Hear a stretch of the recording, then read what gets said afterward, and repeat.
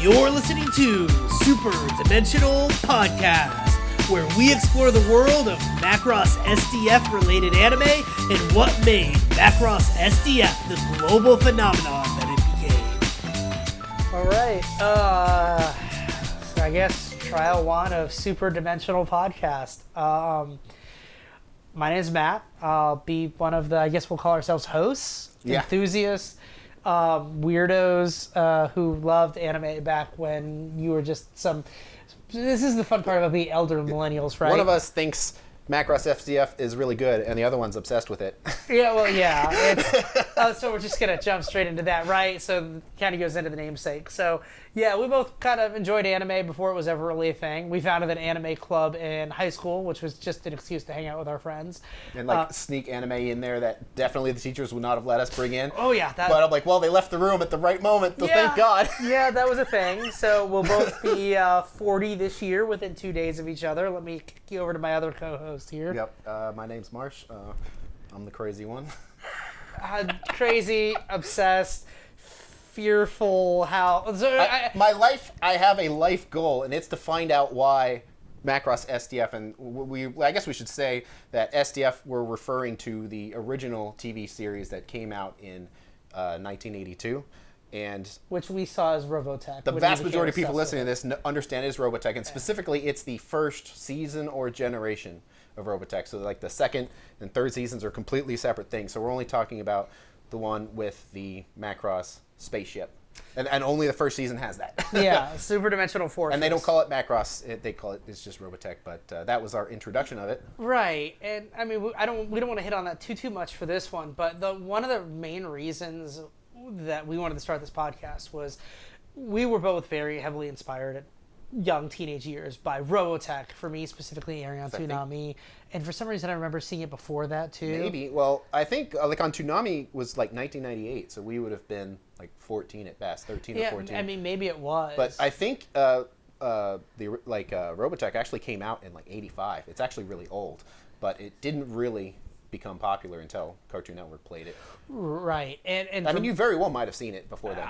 Maybe it was Cartoon Network and Toonami, but it was just super influential, and I loved it. And then it just kind of like ended. Okay, we're gonna skip that. We're not gonna get into the Robotech conversation today. We are a Robotech inspired podcast, but with the idea of reviewing everything that came before it, around it, influenced by it, and that it possibly influenced as well. Because to your point, one of the things we wanted to understand is why was SDF so amazing? And this has been a surprisingly deep journey for me. You would think that you can come up with a couple names that you may already be familiar with and say, that's why it's good. It's not that simple. It's not that simple. Like, it's worth reviewing specifically Gundam because it not only was pretty much the first of its kind, but it also directly inspired the more or less, air quotes, creators of Macross, where they created a fan club in college that they all went together. And I suspect that is where they came up with initial ideas because they saw something that was great. They were inspired by it and wanted to do their own thing. And then they, this was like 1978, 1979. Who they? Let's talk about the they here, right? Because it's the artist, writer, director. Yeah, right? The artist Those three would be Mikimoto. The writer is Onogi, and the series creator / mecha designer is Kawamori. That they all went to school together and they were childhood friends. But there's kind of an interesting thing when we start talking about the Gundam connection, right? Because it doesn't have to do with those three. It has to do with one of the writers that was part of the original group of episodes of SDF that wrote a lot of the aliens coming to Earth, the space battles, their journey through space, right? Well, he was a part of it. So here's out of all of the people, because I'm always trying to find connections, out of all of the people that worked on Gundam and Macross SDF, what are the connections? And there are some where there's some animators and stuff, but also these are entirely separate different companies, so you would expect there to not be very much overlap. But there is one major overlap, and yeah, we have it up on screen, Kenichi Matsuzaki. Now, he was I guess they call it series composition is the title they give. It's kind of a weird, like the way that Japanese and the way that Americans make animation's completely different. that you might think of the series composer as like a lead writer, but that's not necessarily the case. What they do is they overview the entire story and make sure that all of the individual writers, because they would have like 4 or 5 teams working at the same time on different episodes in parallel, to make sure that everyone like has continuity in specifically the writing has continuity. You would think, an American would think, well, the lead writer is the one who came up with the story, but that's not necessarily the case.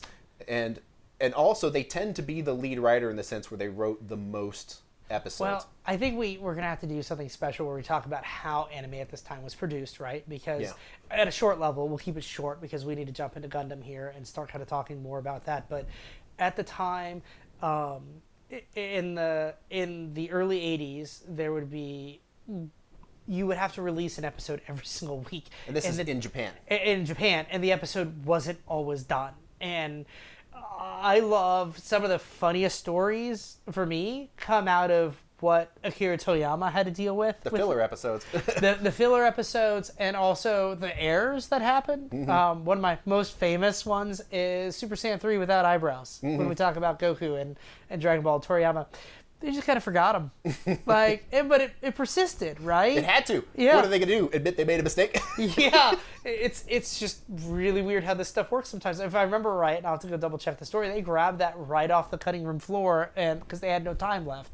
And that was done in a little bit of a different style of how they worked that series, but to work in parallel, especially once we start talking about some of the patterns that were used with Macross and other series, it gets very interesting. So kind of getting us back to our agenda. God, we'll probably have to cut that down so that was fun.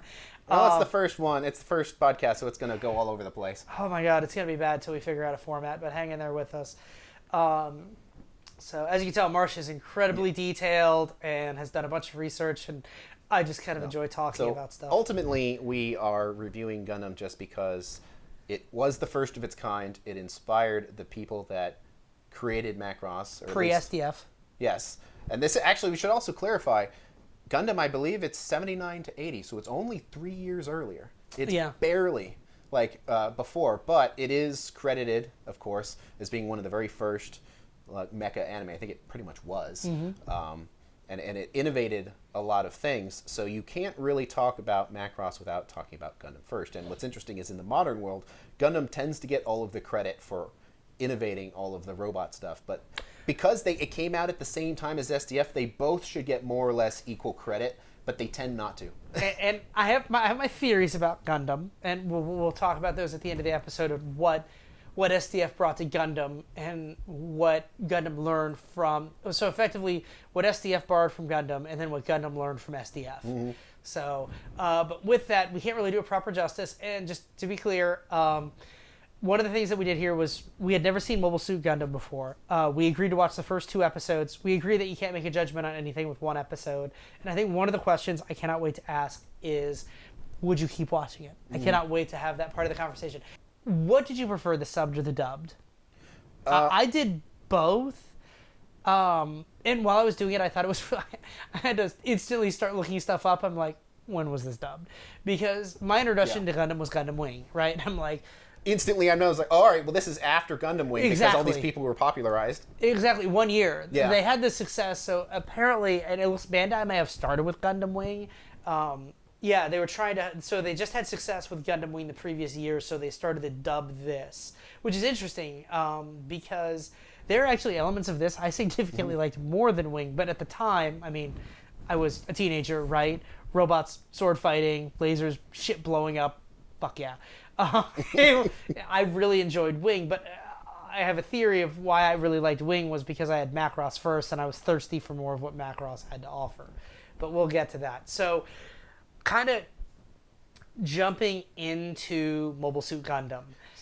So you were talking about the voice acting. Yes. I listened to it in Japanese, so I got the 1979 audio. Okay. And my notes from the second episode, it also applies to the first. My first note for the second episode is, Jesus, did they record this audio in a closet?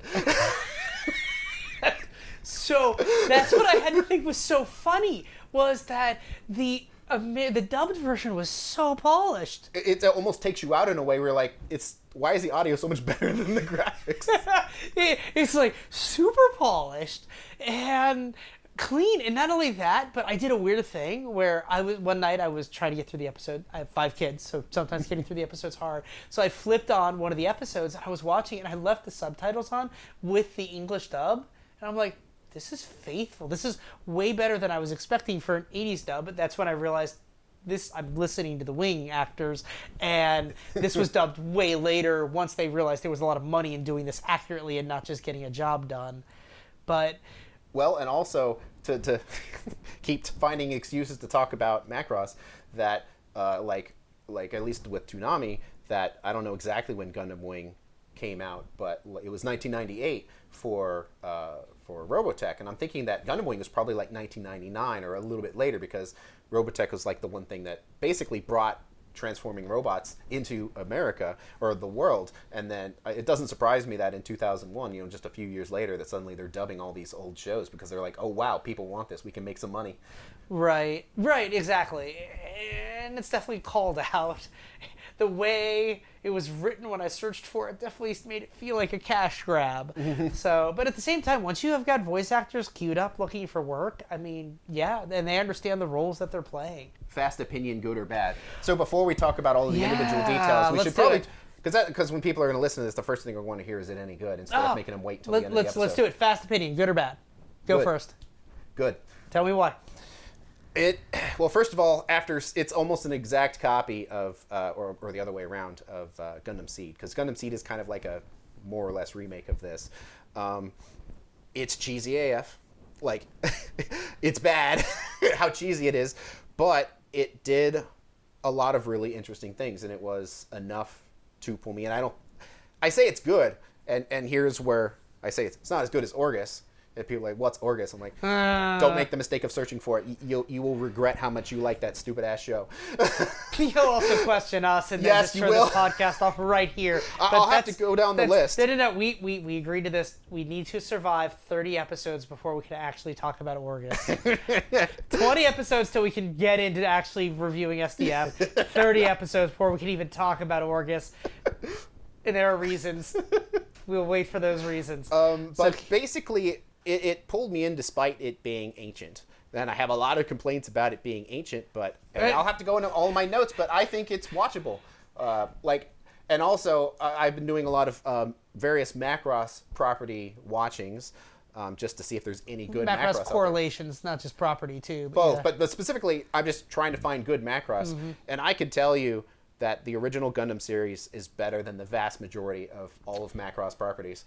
Just straight up better. That's hard. Because that's how bad, like most Macross ones. There's a couple good ones, but I've bet on Reddit. No one's gonna disagree with you that it's just SDF. Do you remember love? And then everything else for the most part. Orgus is a weird one. We'll talk about that. Yeah. Zero is okay. We're not doing that yet either. But I'm gonna go good or bad. I'm gonna say they're not ready to learn about death yet. I have a follow-up question about good or bad. Would you continue watching the rest of the series after watching 2 episodes? Mm-hmm. Okay. It's only been more strengthened by all these terrible ass shows I've watched, and not just Macross, but all this just random anime I've watched recently. That it's legit good. It may be too old for a lot of people, and it's not amazing. I would say if you're a Gundam fan, you should straight up watch it. That you'll probably be entertained. Right. As somebody watching Wing, I get that. But if you're the kind of person that only wants new graphics and like looking at the ancient character designs and the Gundam that straight up just looks like a toy that your kid would have, is like it can be hard to look past that if you're the kind of person who gets bothered by that, because it's like we'll talk about specific details. But now it's your turn. Yes, because you're getting an animation. I have like so many notes on animation. Was it any good in your opinion? Yeah, I've really struggled through, I'd say, most of the first episode, and then honestly, it wasn't terrible, and I had to get used to the pace. Mm-hmm. We can also talk about pace when it comes to animation too. Mm-hmm. I give it marks for consistency in almost every single area, and I found myself genuinely enjoying it. And that's when I came up with the question, would I watch the rest of this? And when I realized the answer was yes, I was like, I need to make sure that this is part of every single podcast that we ask if we would watch the rest of it. Because I very much plan to watch the rest of it. Mm-hmm. I was surprised by, I mean, would I let my 9-year-old watch it? I don't know. I thought about that too. For the most part, it seems very innocent, but there are definitely some darker undertones. Well, kind of. From when Except for episode 1 where their entire family gets killed. Right? I mean, there's not blood and guts everywhere, but... But everybody's obviously freaking dead. I think, like, part of my notes where I was like, all right, they went there. They went there. And then, like, she's driving down the road like, I miss my mom. Not only, do you remember Love reference, not only did they go there, the girl gets smacked because she's too sad about her family dying. Yeah, get over your shit. Let's move on. Oh, God. Okay. So are we going to talk about the animation now? I would say we could talk about anything that's you think about or have notes on. So, okay. So for the animation, I definitely, you're going to have very strong opinions on this. So I want to go first on the animation. Yep. I thought it was very consistent. So I didn't think that there was any large money shot where they blew a bunch of money on anything, because it was about the same frames per second about everything and how much they adjusted. I didn't see anything where it's like, we talk about the Macross effect, where it's like, holy crap, this is 1 minute and you probably did 40 different drawings for this 1 minute. So the thing we're referring to is when we watch this, we have like 5 things we look for, because if you are a Macross or even a Robotech fan, you know that the quality of that show dramatically varies even within one episode. So much so that there's straight up memes for every episode where you can pick certain elements. So, and just as example, we have our list here of things to look for. And the number one thing is parts where they spent way too much money. And the most relevant one that I can think of is... Oh, God, we're going to go there? Oh, yeah, we're going there. Oh, God. The Min-Mei shower scene. Now, if you watched Robotech, you didn't get to see it. Yeah. But when she's trapped with Hikaru in underneath the ship in like the second or third episode or whatever it was, there's a shower scene. Now, you don't see everything, but when you look at the amount of money they put into that animation, the amount of animated frames, and that's where, like, and actually, like, episode 1 has that too, when it's much more mild, but like when he sees her for the first time and she's walking away and the camera is panning down to like her ankles basically. Even that, I'm like, wow, look how smooth those lines are. That's not only that, but how many frames and how much movement they have. So when we're talking about stepping it back to Gundam, every single thing seemed to have about the same. It was very consistent how many frames they allowed themselves per a minute of footage, even during the combats, even during the movement. To where, when I talked about once I got over the pacing, right? Because that did make the pacing very static. There was never those high moments. They didn't, it seemed like at that time they didn't have the concept of let's animate a bunch of shots here to create a feeling of action. It was just very, very consistent. And I definitely made notes of that and you'll see this here, because like the idea is that we were looking for those parts to comment on, but it doesn't really exist with Gundam, where the whole thing is surprisingly consistent, both in the good and in the bad, where it doesn't vary widely. And now it may between episodes, but at least between episode 1 and 2, both internally those episodes were very consistent, and even between the two, they were consistent. So a lot of these things we're looking for, we actually didn't find, because I was expecting to find them.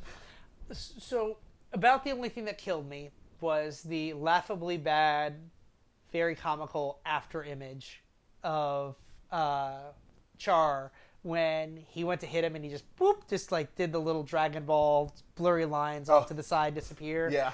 And that wasn't like bad, but it's like they tried so much to do all the cool sciencey things that SDF did, and then they just allow someone to instantly vanish in the middle of combat. I'm like, guys, what the fudge? You dropped the ball. You dropped the ball. So the second thing we're looking at is parts that are laughably bad, and to reference Macross, the Korean animators. And no, I'm not making Clerks animated show reference.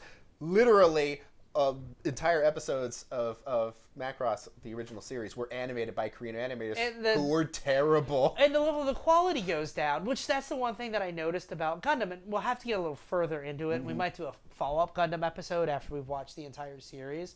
But we really wanted to get a gut check. That's why we wanted to do this. We're going to find them. We're going to get 2 episodes in, and we're going to do a gut check. And we're going to let stuff go stale in our minds that we've seen in the past to go in and gut check again. And due to the consistency, I didn't really have anything where I could say there was something consistently bad, because we keep saying the thing that this thing does well is consistency. And we haven't mentioned that neither of us have actually seen this before. I think I brought it up early on. Okay, but well, we'll say it again anyway. Yeah, that it's. I'll add another. It's not that minutes. just we haven't seen it, but like for example with Macross or with Robotech, the last time we had seen it, at least for me, was literally like 1998, 1999, and I never saw it again until this is 2024, so like 26 years later.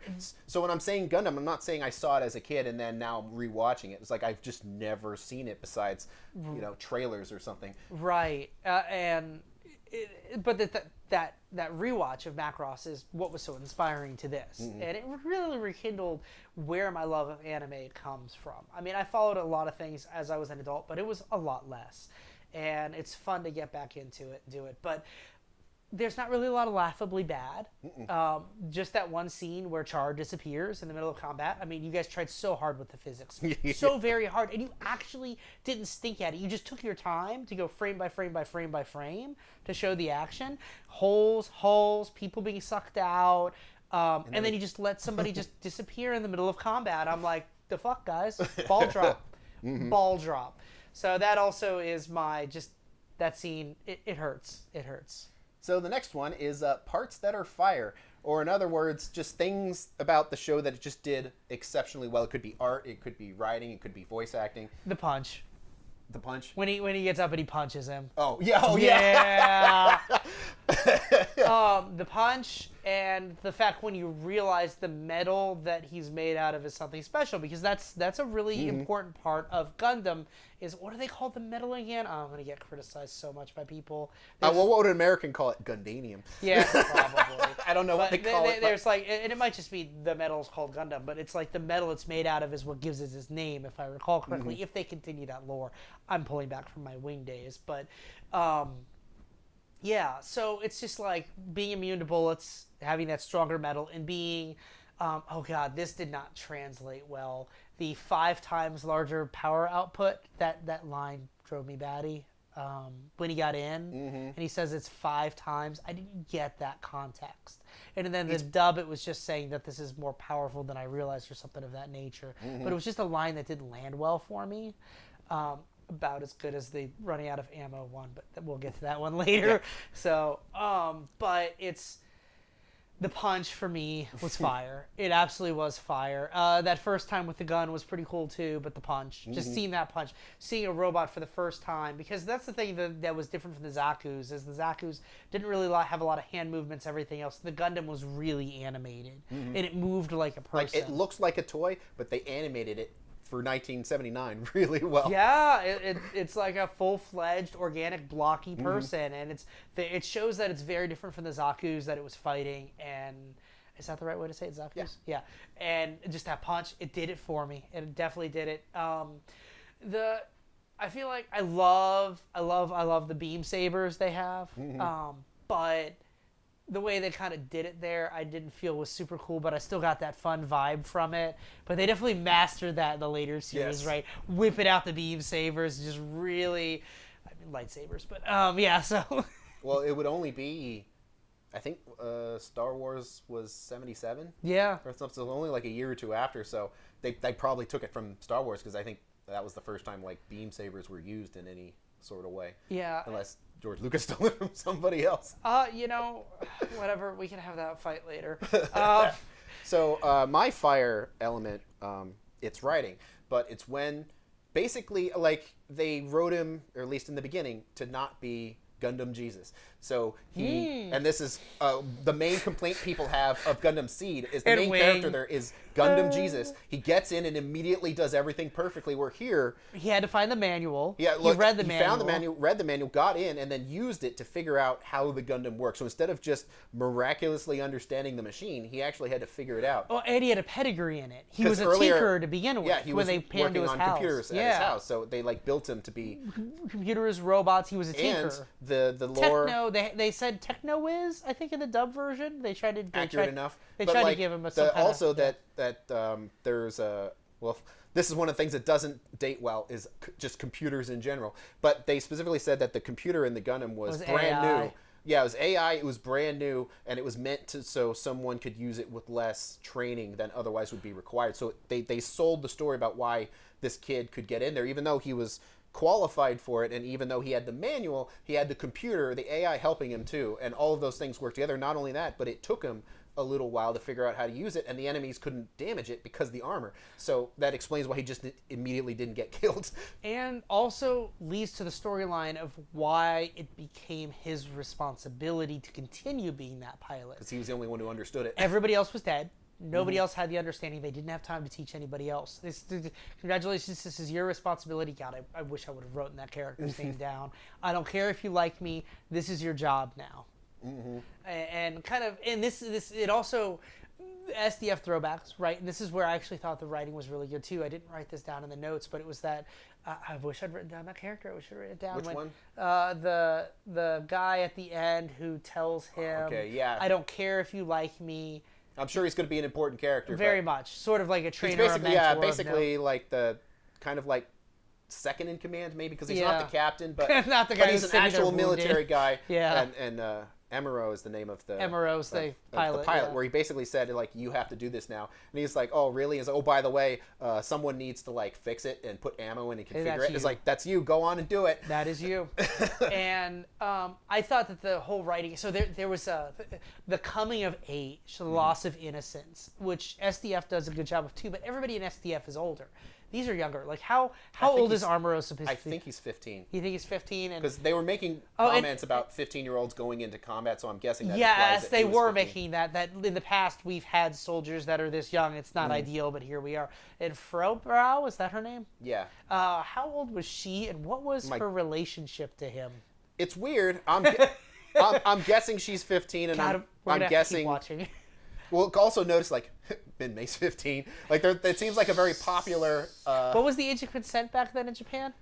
I think it was 14. no. If you want me How to. old was Sailor Moon again? 14. All right. If you wonder why Sailor Moon is 14, now you know, and you can never unknow it. Yep. Congratulations. Yeah, I've always been a fan of minimum wage is much like the minimum age of consent. If people could go lower, they would. And that freaks me the hell out. It's not a good thing. It's those people who would pay people less are the same ones who would. Yeah, it's not healthy. It's not good, and they're probably gonna have to heavily edit this part of the podcast. But you also now. kind of have to laugh about it because you see these storylines, especially in 80s anime, where they went nuts with it, and it's like. You do have to know where it comes from, and that's kind of agree. And you just have to accept it as a cultural time period, but it's definitely. But at least, Amuro's at least in defense, 15 he's here. the same age. Right. Sailor Moon, a 14-year-old, is literally dating a college guy. Yeah. Literally. Here, like Initial D. Whoa. Yeah. Shoot. What? Like, I don't know how old the other not gonna characters talk are, but about I'm that guessing one, right? the younger characters are probably all roughly his age and or schoolmates. They never show it, but I hope we get to do this long enough to just do Initial D again. That would also be fun. Okay, sorry. But yes, okay. Back to ad. So now we're at the I think you like this. Parts that age like wine and parts that age like milk. And we just hit it, which is the fact that Min-May is 15.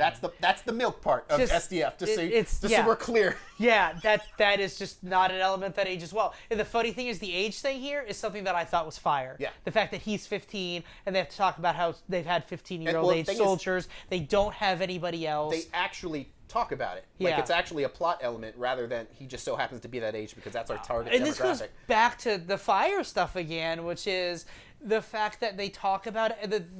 This Gundam does what others don't. They talk about all of the elements, to your point. They talk about him having a manual. They talk about him being good with technology. They explain all the sciencey stuff. They talk about don't run out of ammo. Mm-hmm. If that thing would, that blaster would have to be the same as from a starship to be that powerful. And here's a fire element, and it also applies to that, is where he's shooting at Char and his people that are flying away as people, and he's like, You're don't tiny. even bother. Yeah. Like, don't even. He can't hit us this far. Well, like, if you move, it's You're harder. more to hit likely you. to, yeah. So let's just fly back, and it shows though that Amuro though was totally willing to just waste all his bullets pointlessly shooting at people who aren't even really a threat. And then they tell him don't run out of ammo, and then he's he like, I'm runs not out- going to run out of ammo. He runs out of And then he runs out of ammo.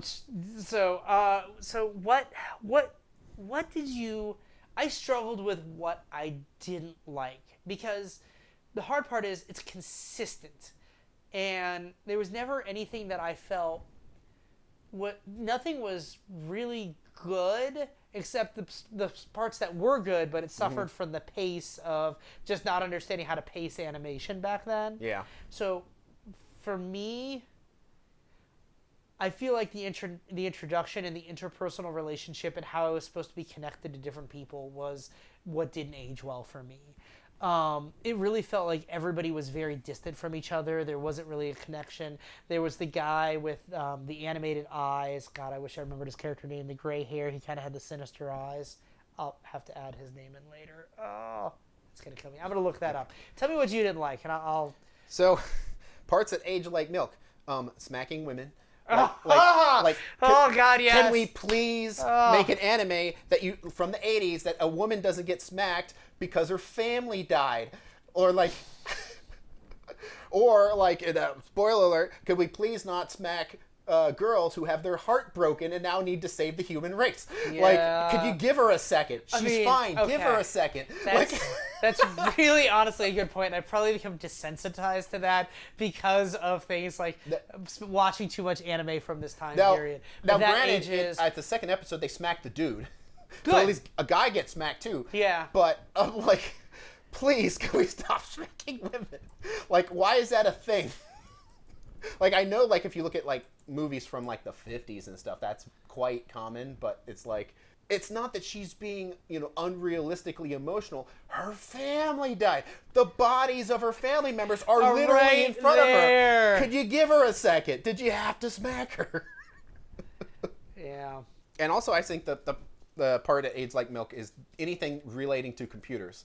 So, like, he was working on a computer in his room, and it looked like, it's not because this is 1979. So what we understand as computers are not computers from back then. So it's fine, I guess, but it's very stilted the way they talk about computers and electronics. So I feel like that didn't age very well, and especially when you compare it to like Macross, which has computer stuff, but they don't talk about them that much, or at least they don't talk about them in a way that gets the computers dated, or at least the talk of computers dated.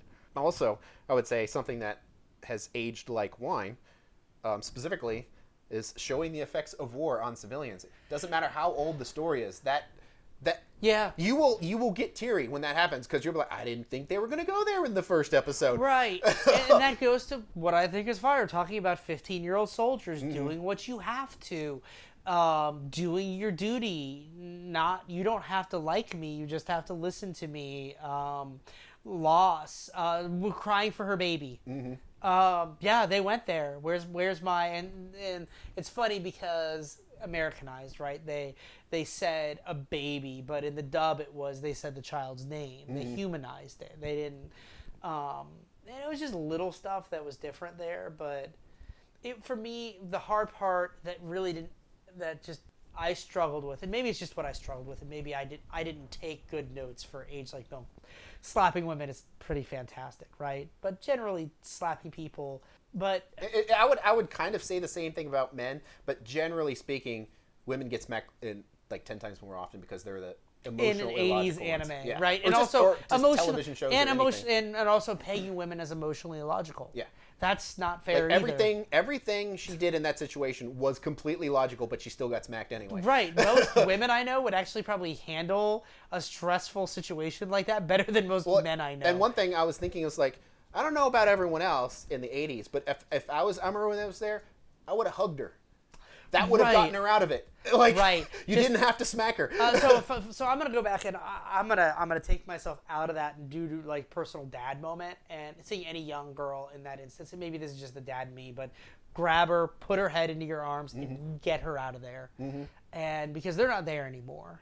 But at the same time, I get why they had that, and it's Ultimately, it dates itself more than it helps any story element. it does. There was a lot better way to handle that from a writing standpoint. Yeah, I struggle to find things that didn't age well because for me, the whole pace of the show, and once I got used to it, it wasn't so bad. But it's some of the pace, some of the story. It's just I struggle with it. The lack of continuity, the interpersonal relationships, developing those interpersonal relationships. Like I felt like they did a good job connecting Armoro and Frabrow there, but it's just that was really the only good interpersonal relationship that happened during the entire thing. Well, and they did only have so much time. I'm sure things will change, but it does kind of give you an idea of where it's going. And not that I've made a direct comparison to the first 2 episodes of SDF. I have like reviewed them again, and I can already tell like they're better. Budget. Animating robots is not cheap. I get it for the time period for sure. Music and sound effects. Well, Well, hold on. Where do you want to start first? So we've hit Well, art now- animation. so- writing we've talked about. right there, it's more just ideas of things that you could talk about. So what I have is just notes, straight up notes that I can talk about. See, I should have taken more Yeah. notes on certain things. I took notes around and, the and, topic. and some of these will be quite entertaining. So my very First podcast ever. my first note watching Gundam is, this intro feels really old. Yeah. Like the song, the sound. Like, did you get a new song or was it the Japanese one? Because the Japanese one is awful. Gandamu, Gandamu. Like, I honestly, okay, hold on. I honestly don't remember. We're gonna find out. no, here we'll real play it quick. now. Yes. I want a real time Yes. opinion of you watching this if it's in Japanese. It sounds like the old one. Yeah. Yes. Yes. Yes. It is the same Japanese. Does this stuff. not feel absolutely ancient? So the other thing that oh my god, it does, and it's just like the backgrounds. Yeah. Like the music. It's only 3 years difference. Now Macross is pretty cheesy too, but it's so much better than this. Yeah, I love how Char effectively has a Zaku that is red. Have we not gotten to any of the additional elements that he gets given when the others merge with him yet? Probably have to watch. No, it. yeah, oh yeah. If it's anything like Gundam Seed, they kind of keep taking the concept forward. Oh god, this intro. I mean, it's not that it's bad. It's just it feels so old. Yeah. Oh, and I noticed during the mid-episode too, it's just a singular image that they would pop up too. Mm-hmm. Yeah, it's just it's good. But so, all right. So my next comment here, it's like, well, we make fun of Orgus for being cheesy. This is just as cheesy, if not even this more is so. much cheesier. It's like it works, but like it's not that it's bad. It's just, can you tell they were trying to sell toys? Yeah. Now other like Macross is trying to sell toys. This is very Hasbro. God. This is very much trying to sell toys. I just think it's very interesting that they thought this could capitalize in Wing's wake, because comparing this to Wing is ridiculous. I mean, I like this more than Wing, but Yeah, honestly, from a writing element, 100%. But that's physics. that's a middle-aged man saying that. Would a kid like this Oh, more? fuck. Like they would like Wing because of all the explosions and shit. Well, my whole thing with it, and I won't go too far down the rabbit hole, but I think I liked Wing just because I wanted more Macross, and instead I got Wing, so whatever. We get a lot of so the intro out of this too. It definitely reminded me a little bit of the space battles from SDF, even the green ships that the Earth Federation launches. And part of my notice, I thought that this world building in the beginning here was really good. Like, Right. it's heavy because they're talking about like half of humanity was killed in the fighting. I'm like, wow. And they show it of one of the spaceships crashing and just annihilating a city. Maybe that's why they reuse this for every episode. We invested a crap load in this world building. Mm-hmm. Maybe that's where their budget went, the world building. But I think that's bonuses. A lot of, even comparing to like all the Macross properties now, it's like they don't spend the time because I think they're afraid people are just going to like fall asleep if they don't immediately have fan service or explosions. But here they spent a minute or two kind of exploring the universe before you even see anything. So I got a couple of takeaways. Yeah. So when we record these, we need to watch the episode muted, so it spawns us to remember things. Because that's the way to do it. You don't do a watch along, just leave it in the background muted. So you're like, oh yeah, that right there. Secondly, I'm gonna take much better notes. I just took verbatim answers to what you were doing and not general notes. So I'm like, what's that character's name? When I could have done an ounce of research. So no, that's fine. I'll keep kind of directing things here. We'll see it in a second here on screen. But one thing I really liked is there was this hanging thing that was in the weightless area as the Zakus are sneaking in, as you'll see here. It bounces forward weightlessly against the door and then bounces back like it's weightless in space. So it's a very simple thing, but it's animated properly to how it would really be, that they were selling this is weightless and things, objects in motion stay in motion. And it's a very simple thing, but they showed that they're in space, and with a proper airlock too. And if you understand how space works, it would make complete sense. And I was surprised that a show from 1979, which was only 7 years after the last moon landing, put enough thought into that. Because the average watcher from that time would not have understood how space works like that. So the fact that they did that, I was like, oh, so they actually care about being accurate. So another note I have, it's a little later in the episode here, but I can see where Mikimoto got his inspiration from, because this is this is a very common art style for the time, but it's discount his art style. You could absolutely see, he was watching this and he's like, I'm going to draw that. Except he did it way better. He upscaled it. Oh yeah, he does it he spent way more time actually doing it properly. He took a bad, cheap art style and turned it into beautiful works of art. Because that's the thing. You could look at his art and you could think to yourself, this is so simple and yet so complex. All the shading and everything, and just the level of details. It's there's a lot of minimalism and fine detail, but it ultimately gives a very simplistic look, but for some reason it works. It works really, really well. But with this art style, right, they kept things very, very simple. They solid had to, colors. for animation, just to make it cheap. I mean, I think that's kind of a flaw of Mikimoto, and specifically with just Macross, is that his style is kind of ornate and expensive to draw, so it's difficult to translate it into animation. So he was the character designer for Macross and some other things, but then he kind of stopped doing that style, and I think in large part because it's just no one wanted to pay for it. We'll see. Hopefully we get a chance to get more details around that. But just kind of next note for Gundam. Let's keep rolling. Oh, cool. Yep. All of this seems dated.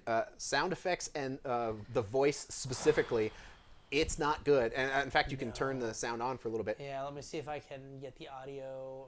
Yeah, I can. But basically, it all the audio sounds like it was recorded in a closet, and it's like, which is funny because the audio. It's so much better with the Gundam Wing era stuff because they actually had real equipment. And also, SDF 3 years later did not suffer from this. The voice acting SDF is really good. I'm not saying the voice acting here is bad. It's just it's the most dated part of the show. Is specifically the recording equipment that they used for these voice actors is just not good. It did not, either that or they recorded it on a potato, and then it just did not upscale very well. That happens. Yeah. But it's interesting because you have when you do the dub, you've got really clear, crisp voice acting on top of very poor music and very poor sound effects. So it's this doesn't create an experience. Nope. However, I would say the writing was actually quite good. The things the character was saying, the way that the battles played out about people running out of ammo, I have to go back and get more. The battle starting and stopping was very realistic, from a military standpoint. That clearly this wasn't just a show about robots. That they actually cared about writing a story. Well, and it was that context. It had context, and it had substance where everything had a purpose. It wasn't just there. The manual was such a great example, right? Mm-hmm. You're not Gundam Jesus. You had to find they felt the need to put context to create substance to sell a narrative, and that really helped. Mm-hmm. And another thing is Macross feels way more realistic with the more muted colors and designs of everything. Here, Amuro's dad has purple hair, and the spaceship has giant red engines. Whereas like the Macross was a gray spaceship with no colors on it. The Valkyrie transforming planes, for the most part, were a Toys, single though. color. Tell me you're Yes, selling toys without they, telling me you're selling toys. both shows were selling toys, but one of them. Think about it, one of You them had. cannot convince me SDF gave a. You cannot convince me the people who. They absolutely were selling toys. Absolutely. That's the whole reason why one of the forms even existed, is because they were looking at one of the toy examples and the legs Right. were broken and like, oh, this is actually kind of cool, half plane, half robot. Let's make this a form. Right, and you could tell that was like an intent of the show, but you could tell the writers didn't really take that so seriously. Otherwise, we wouldn't have a show about love. No, but I can tell that the Oh, way wait, that we're not talking about SDF. Yeah. All right. No. Specifically though, But yes. like you could tell something is an Orgus. You really feel this, where a show that's designed to sell toys has to have its obligatory fight scene every single show to say, hey, look at the toy you could buy. Right. So, and you could tell that like Orgus didn't have I think a single episode that didn't have fighting in it, because they always had to have that element. And a lot of Gundam is kind of the same way, but there were a few episodes in SDF where they had no fighting at all. And I'm sure that the writers really had to fight for that, because that was contributing to their story that they were trying to write. But it's just interesting that, like in Gundam, everything is bright, shiny colors, and it doesn't really feel realistic like certain elements are, like about war and the civilian suffering as a result of it. That feels real, but like it looks like it's walking toys. It does. Whereas in Macross with the transforming planes, it's just realistic enough to where you could believe that that's real. That humans could have, like today, humans could have built a transforming robot plane because of the effort they put into its design. And for example, it's not just animated well, but if you didn't know this, that the Valkyrie transforming planes are nuclear powered with nuclear reactors. And you might think, well, we've never built a nuclear reactor powered plane. That's crazy. Well, the 1960s like to talk to you. They never put it into a flying plane, but you can make a nuclear powered jet engine. Like, it's actually possible. And it's from a long time ago that this exists. So the fact that they did their research and then put it into a plane is very believable from my perspective. And Gundam, I'm not so sure where they're like, oh, it has Gundanium in it or whatever, plot element they're going to give. It's just going to be like a plot device rather than based in any sort of realism. Yeah, my comment. They really like smacking women, didn't they? Yeah, and I talked about the plans. Yeah, I was like, it reminds me a lot of Gundam Seed, but Gundam Seed is essentially a remake of this. Not completely, but... I haven't seen Seed. The first episode of Seed is almost exactly the same. I started to play it one night again. It's hard to find time. I've learned to start putting these onto my phone so that I can actually, like, when I'm alone for 15, 20 minutes at a time, I can just play them. And so, yeah, ultimately, it's like, Macross blows Gundam out of the water. But it's not even close. But it came after. There Yes. are elements here. The realism, trying to sell a story, is definitely there. There's definitely a lot of happenstance that happens to be successful. Like, oh, I happen to be the son of the guy who made this. Oh, the manual happens to fall in front of me. Oh, the weapon happens to be right there. And it's fun, but there is grounded in substance, which makes it more believable. And the combat, outside of, disappearing out of nowhere, I mean, you're hitting, you're missing. There's a reason why his gun is so powerful. It's grounded in context and substance. And I think that that's probably the best thing that is going for this. And it's probably the best thing I'll do to watch to see if that continues to be true. At some point, I feel like they realized they didn't need all of this to sell toys and to be marketable. And I think that that's when a really large departure happened, where you realized that all people wanted to see was stuff blowing up, fighting, Transformers. Effectively.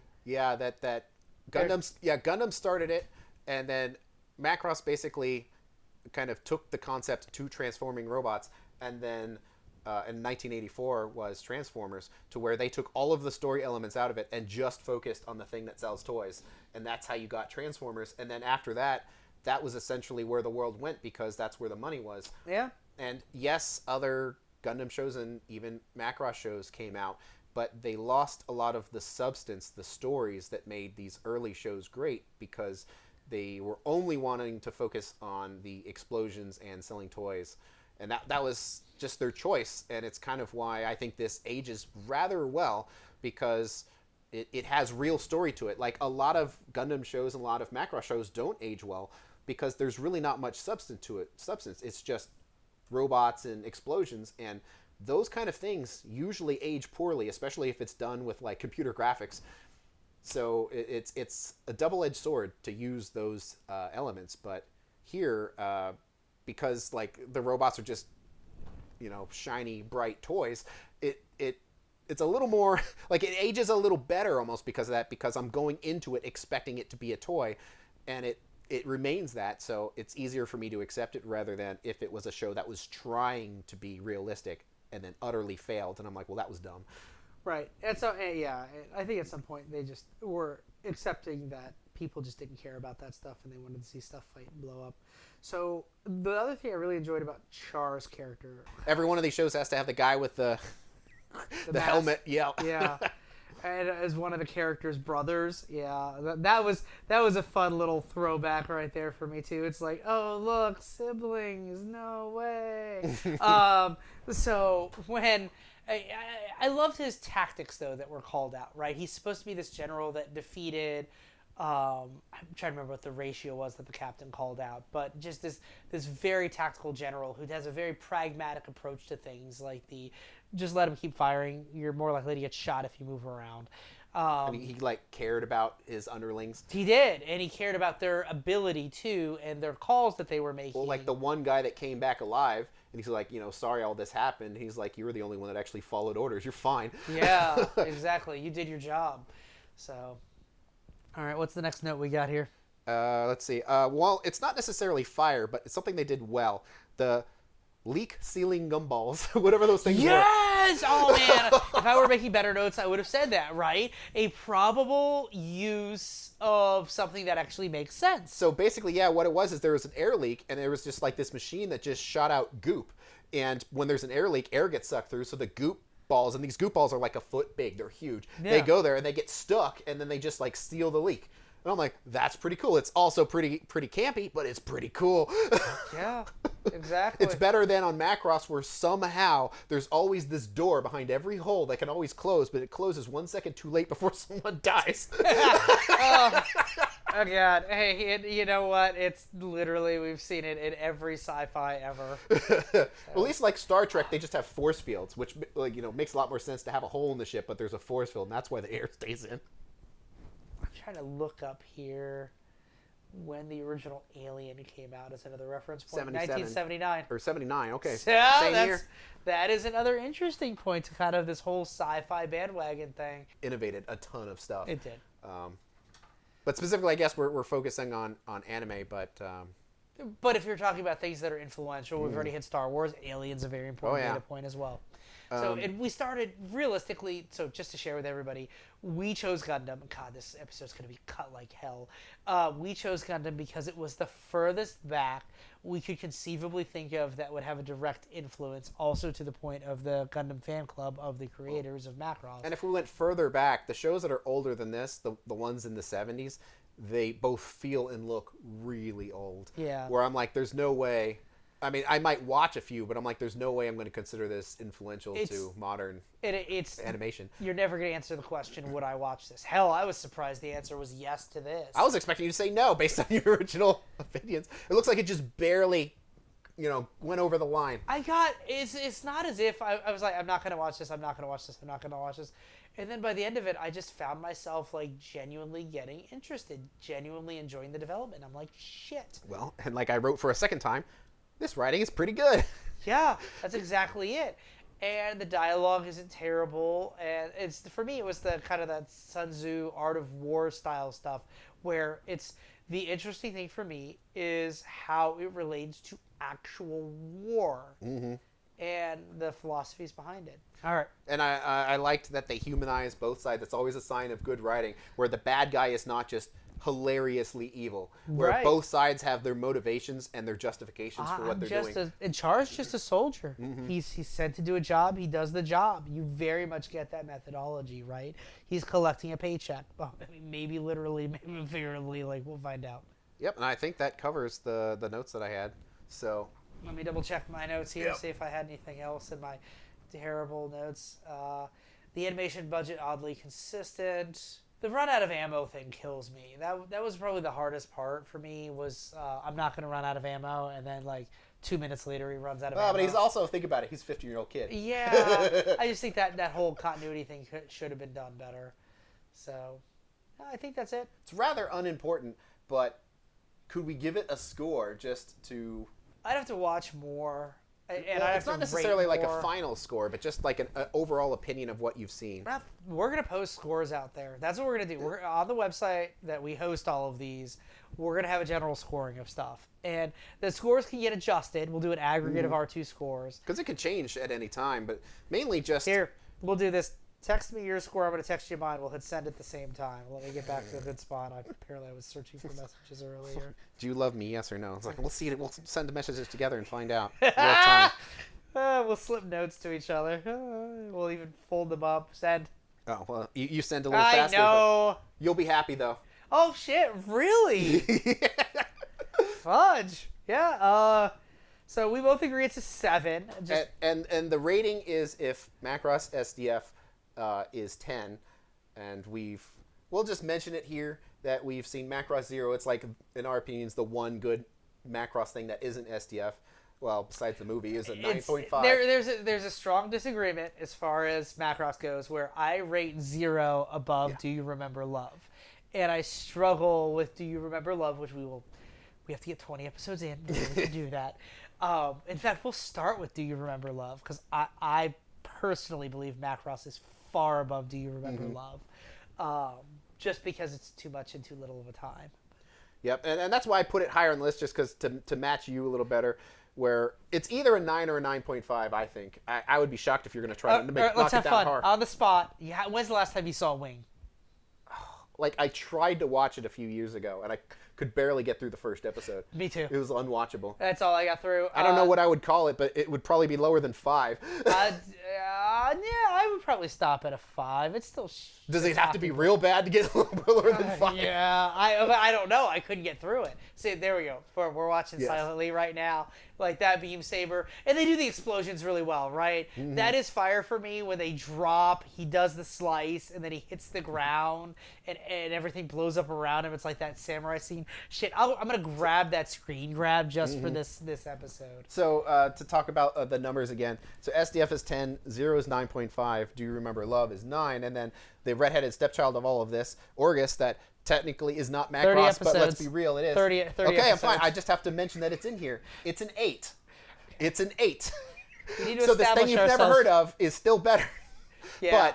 But we both texted each other, and we gave each other a 7. So we both actually completely agree. Shockingly. And 7 isn't bad, but it is noticeably worse than just Macross or SDF and all of its direct related things. But it's not bad. But I can see how a lot of people who would watch it would immediately become disinterested just because of its age and a lot of the dated parts of it. But the writing is good. Yeah, and I would the say physics is good. The context is good to make everything probable. Yeah, I would say if you are a Gundam fan, though, you should absolutely watch this. That you will like it. If you like Gundam, you will like it. The harder recommendation is for people that don't. And if you like Gundam and you remember liking Gundam Wing as a kid, I think the moral of this podcast is don't watch Gundam Wing again. You'll just be disappointed. And if you like any of the Macross stuff, you will probably like this too. Yeah. Especially if you like the old Macross stuff. But if we go further back than that, where you don't like either of those, or you've never heard or care about either of those, then it becomes a lot harder to recommend this to like random anime fans, because then it just becomes a really old show. Yeah. And it's fine, but you have to have a very specific taste to want to watch something like this. And again, I never would have watched it on my own, but I'm surprised that I'm going to continue watching it.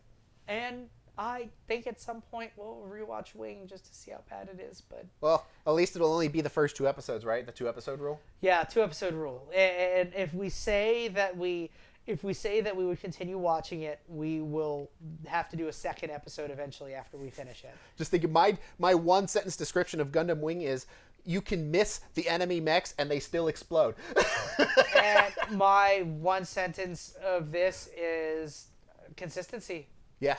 This is very well written, animated, from a consistency standpoint. And as an SDF fan, it is refreshing to watch something that like the entire episode doesn't like is consistent and doesn't have its one trash moment, which every single episode of SDF has its, oh my god, you couldn't have spent 5 more minutes on this. And the other one is like, why did you... I just realized something. Okay, we're interrupting because we just got to the end of an episode.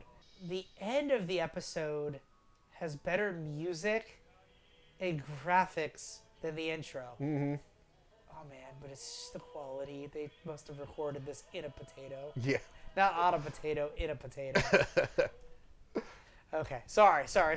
Where were we? I don't know, where was I? You were the one who interrupted me. That was probably SDF something, so it's okay. We're only going to talk about SDF for the foreseeable future. So, I think it was like production quality where like there would be, besides the bad scenes, there would be the really good scene where you're like, why did you guys spend half of this episode's budget on 5 seconds?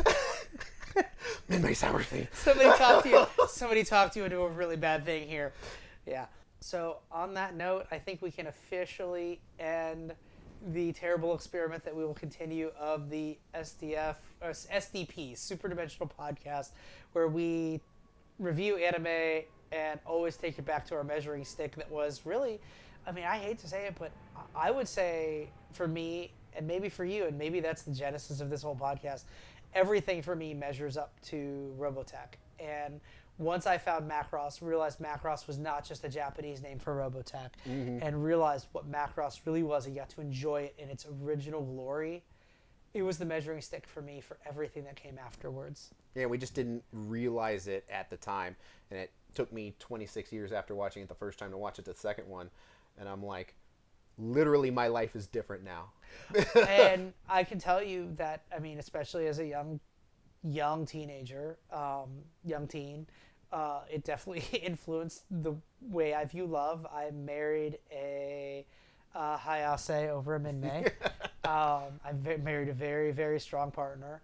And yeah, it is interesting. And me, it's kind of the other way around where as a kid, it was always Hayase, like 100%. And Minmay was always this wet noodle. I'm like, why is she here? Delete her from this show. It's stupid. She's only causing all these problems. And then as an adult, I'm like, actually, she's not half bad. I kind of like her. Like, I understand so many elements of her character that just I completely did not like as a kid. And it's weird as an adult I see those things. But it kind of goes back to the writing is so good to where the way you perceive something as a kid and the way you perceive it as an adult is so much different. And it's the same exact writing.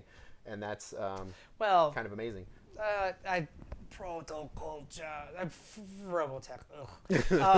But I loved it for what it was. But I'm so happy to have found Macross as an adult and to start looking at everything around it and to figure out what we'll do. So we're both going to commit to finishing up Gundam. I think we're actually about to grab a bite and continue from episode 3 together. If you don't have any objections, I would definitely prefer the English audio because the Japanese one was killing me. I mean, yeah, when I'm on my own, I'm totally watching the Japanese one, but... Yeah, you're also in the middle of learning Japanese. Yes, so it actually helps me. Now, I will say... I'll never intentionally watch a dub ever again, but if it so happens to be on because it's convenient, then I'll watch it. Well, and I throw the subs on, too, because I like the Japanese subtitles, so I can look at deltas and just kind of go from there and kind of see what the deltas are to see if it's faithful, because that's one of the things that I really don't like, and I want to call out that they did really well, is this was a very faithful dub. Yeah. If you look at the Japanese and look at the dub, there's our gumballs. There's the goop. Yeah, we're gonna have to mute this as we do this every time. Where's my Yuri? Where's my baby? See, that was good. But the Yuri kind of humanizes the fact that people are missing people. Like, this is bad shit. So, all right. So we're good then. We're good. We'll see what the next episode ends up being. See how the hell this turns out. Yeah. But we're also gonna have to. And we both committed on this to having a follow episode of the rest of Gundam. So pretty much. Yeah, so we're gonna have to do that too. So we're gonna start that now. All right. Well, we'll see you on the next podcast, whatever that is about. Yeah, more SDF comparison and measuring stick. See y'all. See ya. Thank you for listening to Super Dimensional Podcast. We have more episodes on the way, so stay tuned. Big shout out to Digging for Roots on SoundCloud. Catch y'all later.